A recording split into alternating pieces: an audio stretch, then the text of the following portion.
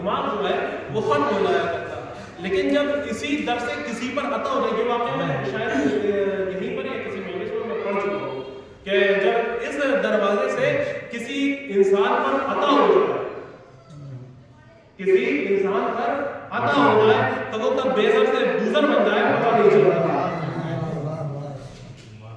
کب وہ مسلمان سے سلمان ہو جائے پتہ نہیں چلتا. لیکن شرط یہ ہے کہ خلوص کے ساتھ اس در پر آؤ اور پھر اس در کی کرامتوں کو دیکھو کہ کس طریقے سے وہ تمہارے اوپر کرم کرتے ہیں، کرم نوازی کرتے ہیں. وہ واقعہ کہ محدث دہلوی کا شاید میں پڑھ چکا ہوں واقعہ، لیکن بات آ گئی ہے اس سے ملتی جلتی ہے تو میں آپ کے سامنے پیش کرتا ہوں. چلے کہ محدث دہلوی جب پاکستان میں کسی مناظرے میں بیٹھے ہوئے تھے تو اس پہ تمام اہل سنت کے علماء جو تھے وہ موجود تھے اور کچھ تشیع کے اہل تشیع کے ایک یا دو مولوی وہ بھی موجود تھے. محدث دہلوی آخر میں جلسے کو خطاب کرتے آئے اور آنے کے بعد کہتے ہیں کہ میں تم لوگوں کے تمام باتیں ماننے کو تیار ہوں، تمہارا اسلام جو ہے، تمہاری شیعت جو ہے اس کو قبول کرنے کے لیے تیار ہوں، لیکن میری شرط یہ ہے کہ مجھے تمہارا اسلام بغیر علی کے چاہیے.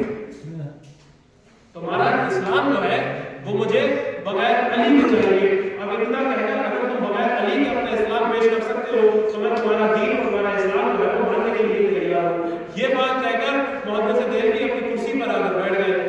ابھی جیسے ہی کرسی پر آ کے بیٹھے تھے کچھ وقت گزرا تو ایک دور چائے کا چلا. جیسے ہی دور چائے کا چلا تو وہ جو ایک چھوٹا سا بچہ جو چائے بانٹ رہا تھا، چھوٹا سا بچہ جو چائے بانٹ رہا تھا وہ اٹھا اور تمام لوگوں کو چائے پیش کرنے کے لیے آگے بڑھ گیا. تمام لوگوں کو چائے پیش کی، لیکن جو محدث دہلوی کی چائے تھی اس میں پتی موجود نہیں تھی. جیسے ہی محدث دہلوی کی چائے میں پتی موجود نہیں تھی تو اس نے بچے کو بلایا، کہا کہ یہ کیسی تم نے چائے دی ہے؟ کہا کیا ہوا؟ کہا اس میں پتی تو ہے نہیں. بولے کیا ہوا سر؟ پتی تو موجود نہیں ہے، چائے میں جو اور چیزیں پڑتی ہیں وہ تو باقی سب موجود ہے. کہا تم عجیب بات کرتے ہو، بغیر پتی کے کوئی چائے ہوا کرتی ہے؟ تو چھوٹے سے بچے نے محدث دہلوی کی آنکھوں میں آنکھ ڈال کے کہا آپ بھی عجیب بات کرتے ہو، جب بغیر پتی کے چائے نہیں ہو سکتی تو